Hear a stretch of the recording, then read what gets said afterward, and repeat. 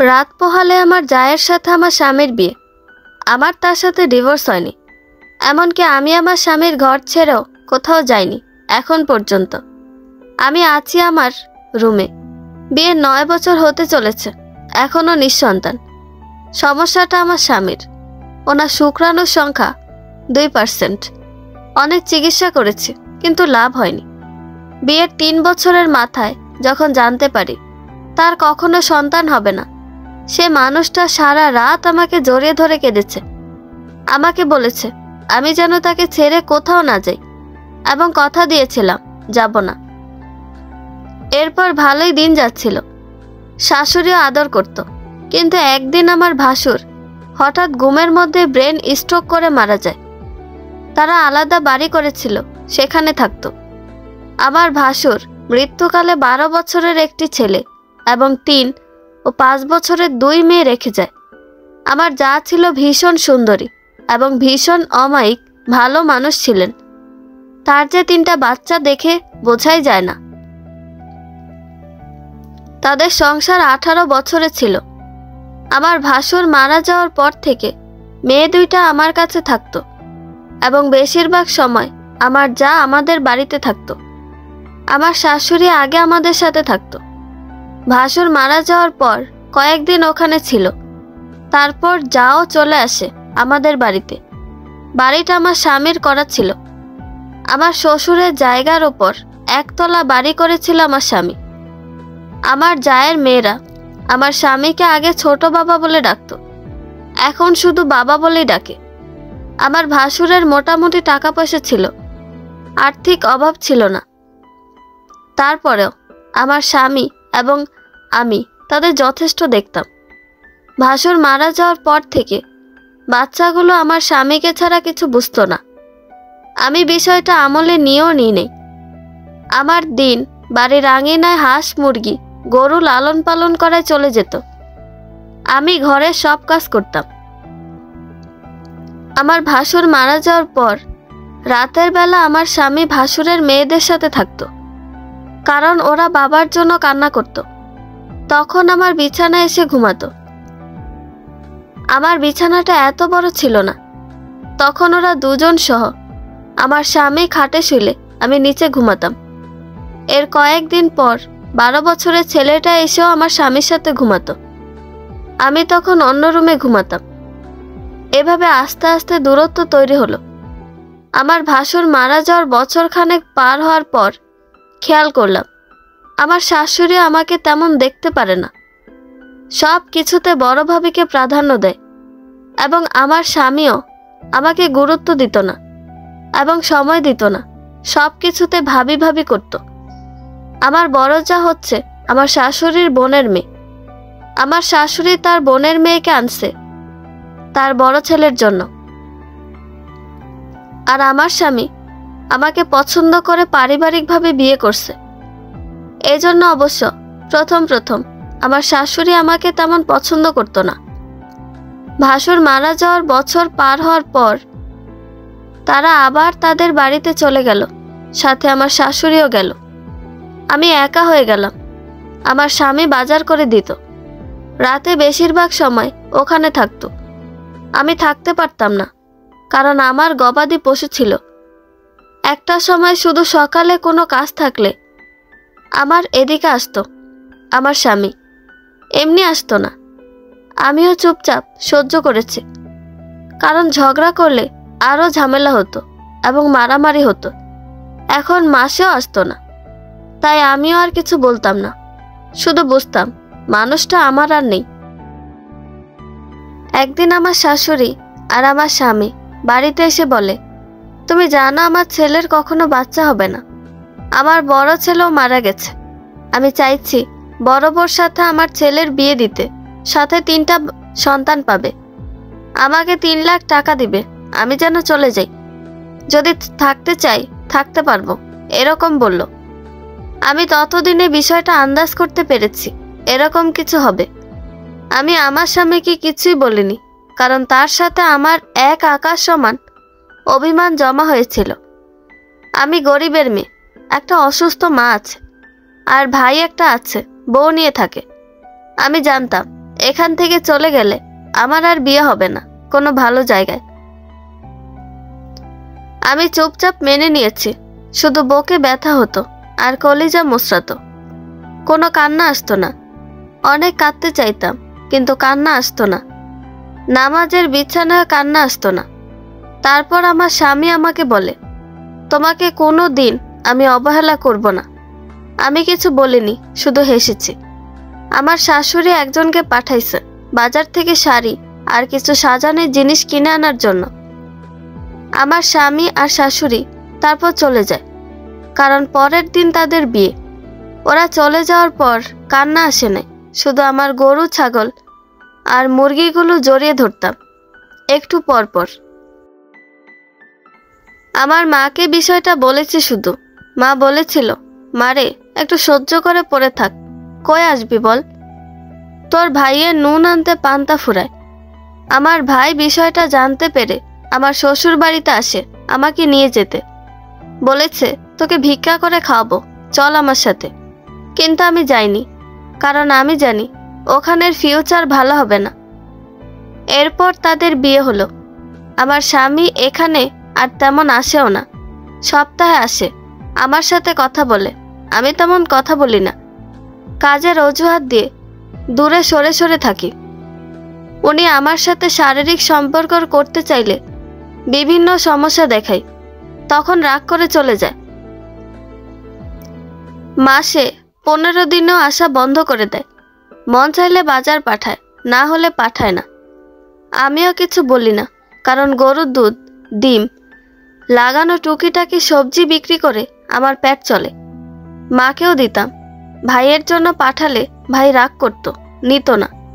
ভাবিও কথা বলতো না, শুধু বলতো, একবেলা কম খাইতাম, তাও তোমাকে পালতে পারতাম না। আমার কেন জানি মনে হতো হয়তো এখন এমন বলছে, কিন্তু একটা সময় ঠিকই আমাকে বোঝা মনে করবে। আমার ভাবি এত কষ্ট পেয়েছে এই ঘটনার পর থেকে। একটা ডিম পাঠালেও রাখতো না। কখনো ভালো মন্দ রান্না করলে ভাইয়ের মেয়েরে দিয়ে পাঠাতো, আমি তৃপ্তি সহকারে খেতাম। শ্বশুরবাড়ির সবার সাথে আমার দূরত্ব হয়। যে মানুষগুলোকে কত আদর করে আপ্যায়ন করে খাওয়াতাম, কত ভাব ছিল, সেই মানুষগুলো এখন আমাকে দেখলেও কথা বলে না, খোঁচা মেরে কথা বলে। আমি কেন ডিভোর্স দিই না, হ্যান ত্যান। আমার শাশুড়ি আসে না তেমন একটা কথাও বলে না। ওনাকে মা ডাকতাম, কত যে সেবা করেছি ওনার। হায় আফসোস, কেউ দুঃখ বোঝেনি। আমার কান্না আসতো না, শুধু মনে হতো বাপে করে গেছে বেইমানি, যে জন্ম দিছে সে করছে বেইমানি, আর তোমরা তো বহুত দূরের। সকালে ঘুম থেকে উঠে গোয়াল ঘরে যেয়ে দেখি আমার একটি দুধের গরু নেই। আমি তো পাগল হয়ে যাই, চিৎকার করে প্রতিবেশীদের ডাকি। তখন তারা বলে যে সকালবেলা তোমার জামাই আর তোমার ভাসুরের ছেলে এসে গরুটা নিয়ে যায়।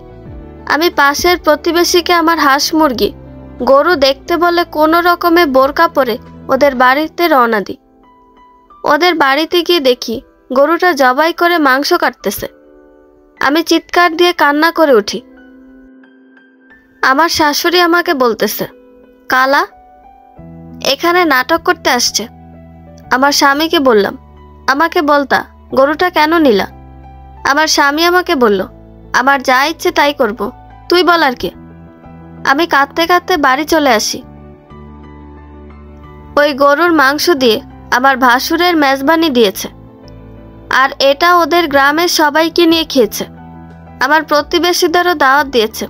শুধু আমার জন্য এক মুঠ ভাত উঠেনি। সারা দিন কিছু খাইও নি, শুধু গোয়াল ঘরের দরজার পাশে বসে কেঁদেছে। প্রতিবেশী কয়েকজন মুরব্বী বলেছে, তোর কপালে সুখ উঠে গেছে রে বউ, তোর কপালে সুখ নাই। একজনে আমাকে ভাত দিয়ে গেছে, খাইনি। পরের দিন সকালে সেগুলো পানি দিয়ে খেয়েছি। পরের দিন সকালে গরুর গোবর দিয়ে খুঁটো বানাচ্ছি সেল করার জন্য। এগুলো জ্বালানি হিসেবে ভীষণ ভালো কাজে দেয়। আমার স্বামী কয়েকজন লোক নিয়ে আসে, তাদের গোয়াল থেকে বের করে গরু দেখাচ্ছে। আমার এখন 2টা গরু, একটা বাছুর সহ মোট 3টা। আমার স্বামীকে বললাম, গরুগুলো সেল করিও না, আমি এদের ছাড়া থাকতে পারবো না। আমার স্বামী আমাকে বলে, তোকে থাকতে বলছে কে, চলে যা। এগুলো নিয়ে ওর আর আমার মধ্যে অনেক ঝগড়া হয়। আমি তো গরু বিক্রি করতে দিব না। তখন সে আমাকে অনেক মারে ওই মানুষগুলোর সামনে। প্রতিবেশীরা ধরতে আসলে তাদেরও গালাগালি করে এবং আমার ভাতার বলে তাদের। পরে গরুগুলো নিয়ে যায় পিকআপ গাড়িতে করে। আমার গোয়াল ঘরটা হাহাকারে ভরে ওঠে। চুপচাপ কষ্টগুলো হজম করি, কারণ যাওয়ার জায়গা নেই। ভীষণ গরিবের মেয়ে আমি। আমার বাপ ছিল অনেক কোটিপতি, কিন্তু আমাদের সাথে বেইমানি করে গেছে। আমার বাপ আমার মাকে শখের বশে বিয়ে করে, কখনো সামাজিক মর্যাদা দেয়নি। আমার মাও তেমন চালাক চতুর ছিল না। আমার বাপের কোটি কোটি টাকা, ওনার শহরে 13টা বিল্ডিং রয়েছে এবং 15টা কাভার ভ্যান, পিকআপ, বাস এ ধরনের গাড়ি রয়েছেন। ওনার প্রথম সংসারে 1 ছেলে 1 মেয়ে। তারা ভাই বোন দুজনেই MBBS ডাক্তার। আমার মাকে বিয়ে করার 5 বছর পর আমার বাবা মারা যায়। আমার মা সেখানে গিয়েছিল, কিন্তু কোনো কিছু পায়নি। উল্টো আমাদের জারজ বলে বের করে দিয়েছে। আমার ভাইয়ের তখন 3.5 বছর, আর আমি আম্মুর গর্ভে ছিলাম। এরপর মা আমাদের নিয়ে মানুষের বাসায় কাজ করে, সুখে দুঃখে মানুষ করে। আমার ভাই কৃষক, পড়ালেখা একদম করেনি। ও 7 বছর বয়স থেকে মানুষের দোকানে কাজ করত। আমি কোনো রকমে ক্লাস 9 পর্যন্ত পড়ি। এরপর ওনার সাথে বিয়ে হয়ে যায়। একদিন আবার ওরা সবাই এ বাড়িতে বেড়াতে আসে। আমি রান্না বান্না করে খাওয়াই। কাজের অজুহাতে রান্নাঘরে বসে থাকি। আমার স্বামীর সামনে খুব একটা বেশি যাই না, কিন্তু আমি তাদের খুশি দেখেছি। তাদের কত সুন্দর সংসার, 3টা বাচ্চা। আমার স্বামীর সাথে তার বউয়ের মাশাআল্লাহ খুব ভাব, একজন আরেকজনকে চোখে হারাচ্ছে। আমার শাশুড়ি তো ভীষণ খুশি।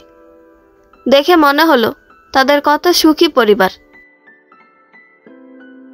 আমি শুধুমাত্র একটা আগাছা। নিজেকে সবসময় এটাই বলতাম, বাপে করছে বেইমানি। বাপে তো মারে কাগজে কলমে বিয়ে করেনি। হুজুর ডাকে আকদ পড়ছে, এরপর ভাড়া ঘরে রাখছে। সামাজিক কোনো পরিচয় দেয়নি। সপ্তাহে 1 দিন বা 2 দিন আসতো। আহা জীবন, জীবন সত্যি কঠিন। তারপর একজনে দয়া করে আমাদের জায়গাটাতে থাকতে দেয়। ওখানে আম্মা কোনো রকমে ঘর তুলে আমাদের নিয়েছিল। বর্ষায় পানি পড়তো, বাতাসে ঘর ভাঙতো। তারপর ভাই বিয়ে করার আগে কোনো রকমে ঘরটা ঠিক করে। আমার ভাবি খুব ভালো মানুষ। ছোটবেলা থেকে আমাকে খুব দেখতে পারত। উনি ইয়াতিম ছিলেন। ঘরে ভাই ভাবি ওনার। আমার ভাইয়ের সাথে প্রণয়ের বিয়ে। এরপর কখনো উনি কোথাও যায়নি, 1 দিনের জন্য, কারণ ওনার ভাই ভাবি ওনাকে দেখতে পারত না। আমার এই ভাবি আমার জন্য অনেক করছে। ঈদে নিজে জামা কাপড় না কিনে আমাকে কিনে দিত। এই ভাবি কাঁথা সেলাই করে আমাকে 9 পর্যন্ত পড়াইছে। আমি যখন ক্লাস 6-এ পড়ি তখন ভাবির সাথে বিবাহ হয়। এরপর উনি বাকিটুকু পড়ায়, কাঁথা সেলাই করে, না হলে পড়তে পারতাম না। ভাবি আমাদের সংসারের জন্য অনেক করত। দিন রাত কাঁথা সেলাই করত, মোড়া বানাতো, এমনকি মানুষের ধানও শুকিয়ে দিত আমার মায়ের সাথে। আহারে, এগুলো বলতে বলতে নামাজের টাইম হয়ে গেল। জোহরের নামাজ আদায় করে খেতে বসলাম। একাই খাই, ওদের সাথে খাই না। আমার স্বামী কোথা থেকে যেন রান্নাঘরে আসলো। এসে আমাকে বলল, ভাত খাইতেছ? আমি বললাম জি। তখন বলল, ডাটা দাও, 2টা রাতা মুরগি জবাই করি। আমি বললাম, আমার মুরগি কেন আপনি জবাই করবেন? কিনে আনেন, দয়া করে এগুলো জবাই করিয়েন না। তারপর ঝগড়া লেগে গেল। ভাত খাইতেছিলাম, ওখানে আমাকে চামিচ দিয়ে কয়েকটা বাড়ি মেরে দিল। আমি আর কিছু বলিনি। যা ধরতে আসছিল কিন্তু যাকেও বকা দিয়ে দূরে সরিয়ে দিয়েছে। এরপর আমার মুরগি সবগুলো ইচ্ছে করে জবাই করে দেয়। আমার মুরগির ছানা ছিল অনেকগুলো, 7টা মুরগি জবাই করে দেয়। আমার জার শাশুড়ি মিলে মুরগিগুলো পরিষ্কার করে কেটে কষিয়ে রাখে। আমি দুয়ারে বসে শুধু চোখের পানি মুছতেছিলাম। কোথা থেকে আমার ভাবি আসে আল্লাহ জানেন।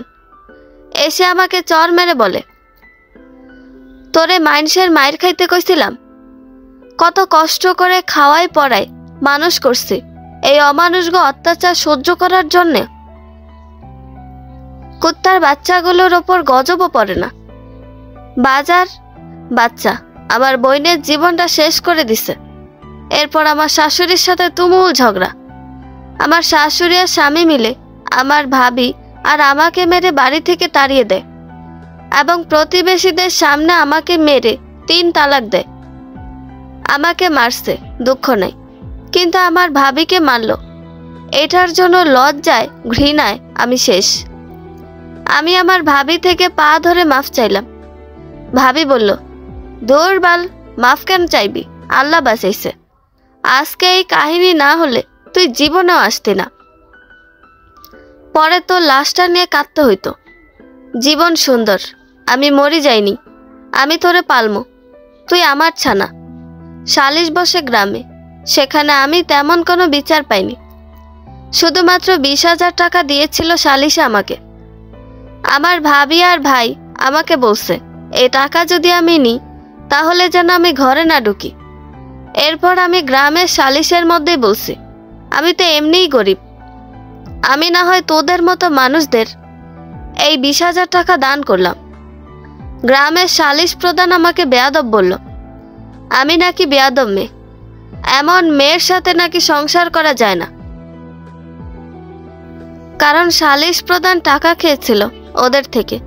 তারপর সবার সামনে আমাকে আবার 3 তালাক দিল। তখন এত কাগজে কলমের বিয়ে এত প্রচলন ছিল না আমাদের গ্রামে। আমার জামা কাপড়গুলো দেয়নি, কিছুই দেয়নি। উল্টো আমাকে আর আমার ভাবিকে বলল আমরা চরিত্রহীন, আজ গরিব বলে বিচার পাইনি। উল্টো আমার শ্বশুর বাড়ির মানুষ বলল আমরা জারদ সন্তান, আমাদের বাপেরও পরিচয় নেই। সত্যি আমাদের পরিচয় নেই, আজ পর্যন্ত বাপের কিছুই পাইনি, পরিচয়টাও না। যাক, সব আমাদের নসিব। সালিশ শেষে চলে আসলাম। একই গ্রামে থাকতাম আমরা, এবং আমাদের ঘর থেকে ওদের ঘর ছিল এক পুকুরের এপার আর ওপার।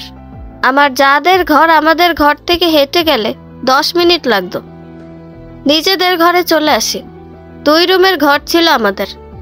এক রুমে ভাই ভাবি, আরেক রুমে আমি, আম্মা আর ভাইয়ের 5 বছরের মেয়ে থাকতাম, সাথে ছোট রান্নাঘর।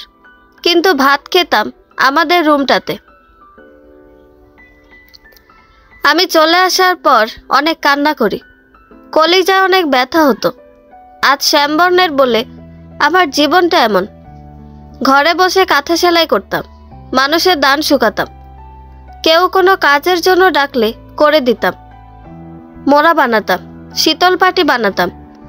জায়গার অভাবের জন্য হাঁস মুরগি কিনতে পারিনি। ভাবি খুব আদর করতো আমাকে। আমাদের কোনো আত্মীয় স্বজন ছিল না যে কারো বাড়িতে বেড়াতে যাব। আমার জন্য তখন বিয়ের প্রস্তাব আসা শুরু করলো। বয়স্ক লোক আসতো বেশি। আমার মা আমার ভাবিকে অনেক বকা দিত, কারণ আমার ভাবি এসব বয়স্ক লোকদের কাছে বিয়ে দিতে চাইতো না। কিন্তু মা বলতো, এই জামাই তালাক দেওয়া বেডির জন্য রাজপুত্র কই পাবি। এসব নিয়ে ভাবিকে অনেক গালাগালি করতো আম্মা। কিন্তু ভাবি বলতো, বুড়া বেটার কাছে কেন বিয়ে দিব, দরকার হলে ঘরে পালা বাঁধবো। এর মধ্যে ভাবি অনাকাঙ্ক্ষিতভাবে আবার গর্ভবতী হয়ে যায়। ভাবি অনেক অসুস্থ হয়ে যায়। আমি ঘরের সব কাজ করতাম, ভাবিকে শুধু হাত ধোয়ায় ভাত খাওয়াতাম। কিন্তু উনি টুকিটাকি করতে চাইতো। আমি শুধু আমার স্বামীর সুখ দেখতাম।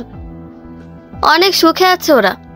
ও যে বাড়িটা করেছিল সেটা বিক্রি করে দেয়, বিক্রি করে নাকি বউকে গহনা কিনে দেয়, আর বাকি টাকা ব্যবসার জন্য রাখে। ওরা অনেক সুখী পরিবার ছিল। দেখলেই চোখ জুড়িয়ে যেত, আর আমার মনে শুধু আগুন জ্বলতো, কিন্তু চোখে কোনো পানি আসতো না। ওরা সবসময় নতুন নতুন জামা কাপড় পরে ঘুরতো। গ্রামের মানুষ বলতো, এর মধ্যে বর্ষাকাল আসে, বর্ষাকালে তেমন কাজকর্ম থাকে না। ভাবির শরীর এত খারাপ যে বলার মতো না। ওনাকে ডাক্তার দেখাইতেই জমা টাকা সব চলে যায়। ওনার জ্বরের মুখ খুলে যায় 4 মাসের সময়। তখন মেডিকেলে ভর্তি করায়, আবার সেলাই করে দেয়। এসব নিয়ে অনেক অনেক টাকার বিষয় ছিল। আমার একটা চেন ছিল, সেটাও আমি বিক্রি করে দিই ভাবির চিকিৎসার জন্য। আমার ভাবি সবসময় বলতো, আল্লাহ আমাকে অনেক সুখী করবেন। একদিন সকালবেলা ঘরে কোনো খাবার নেই। আমি বাড়ির পাশে এক চাচির থেকে 1 কেজি চাল ধার আনতে যাচ্ছিলাম। তখন দেখি আমার স্বামী আমাদের বাড়ির সামনে দিয়ে যাচ্ছে, আর আমাকে বলতেছে, কালা। আমি কিছু বললাম না, সাইড কেটে চলে গেলাম। ওনাকে একটু দেখলাম, এতটুকুতেই যেন অনেক সুখ। হায় আল্লাহ, কতদিন জড়িয়ে ধরিনি। দিন চলে যায়, থেমে থাকে না। ভাবির অবস্থা খুব খারাপ হয়। ডেলিভারির সময় হয়েছে। ওনাকে যে মেডিকেল নিয়ে যাব সেই টাকা ছিল না। ওনার অবস্থা খুব খারাপ ছিল। তখন আমি আমার এক বাড়ির পাশের ভাইকে নিয়ে আমার স্বামীর বাড়ির পাশে গেলাম। আমি ঘরে যাইনি, পাশে দাঁড়িয়েছিলাম। ভাইটাকে দিয়ে ডাকালাম। ও আসার পর ওনার পায়ে ধরে 10,000 টাকা ভিক্ষা চাইলাম। সে বলল, 10,000 টাকা নেই, 5,000 টাকা আছে, দিতে পারি, তবে আমার সাথে একবার থাকতে হবে। আমি বললাম, কোথায় থাকবো? তখন বলল, বাড়িতে কেউ নেই, ওরা সবাই আমার বউয়ের বাপের বাড়ি গেছে। ওর মুখে আমার বউ কথাটা শুনে অনেক খারাপ লাগলো। যাক, আমি রাজি হলাম, কারণ তখন হালাল হারামের কথা চিন্তা করার সময় ছিল না। আমার একটু ইচ্ছে হচ্ছিল না শারীরিক সম্পর্ক করার, কিন্তু 5,000 টাকার জন্য করতে হলো। তারপর উনি আমাকে আসার সময় 3,000 টাকা দিল। বলল, শ্বশুর বাড়ি যাব, খালি হাতে যেতে পারবো না, 2,000 টাকাগুলো লাগবে। আমি অনেক মিনতি করেছি, কিন্তু দেয়নি। সেই 3,000 টাকা নিয়ে দৌড়ে দৌড়ে বাড়ির দিকে গেলাম। ভাইয়ের হাতে টাকা দিলাম।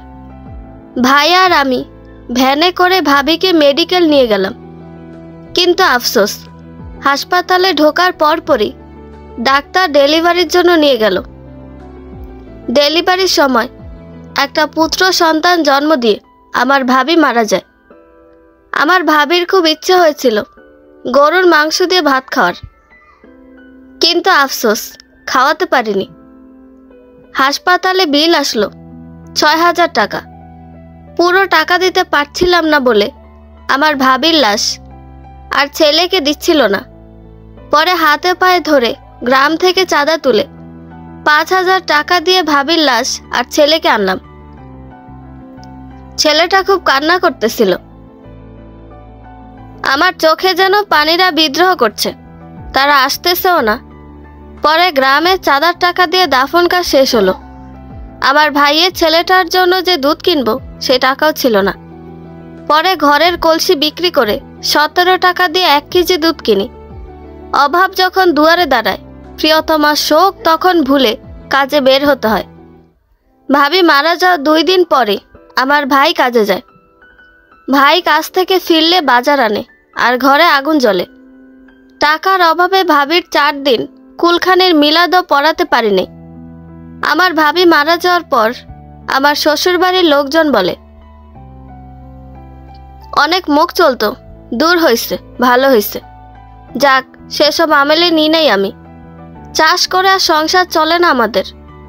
ভাই গ্রামের এক ভাইয়ের সাথে গেল শহরে রাজমিস্ত্রির কাজে, দিন 150 টাকা বেতনে। ভাই যাওয়ার পর সপ্তাহে 1 দিন বাড়িতে আসতো, আর হাতে টাকা পয়সা দিয়ে যেত যখন যা পারত। ওখানে রাতে ফুটপাতে ঝুপড়ি ঘরে থাকতো কয়েকজন মিলে। আমি ছেলে বাচ্চাটারে মায়ের কাছে রেখে মানুষের বাড়ি গিয়ে ধান শুকানো, মরিচ শুকানোর কাজ করতাম। যখন যে কাজের জন্য ডাকতো তখন তা করতাম। এর মধ্যে ভাইয়ের ছোট ছেলেটা নিউমোনিয়া হয়ে মারা যায়। টাকার অভাবে বাঁচাতে পারিনি। জন্মের 2 মাস পর মারা যায়। যাক, সব আল্লাহর হাতে।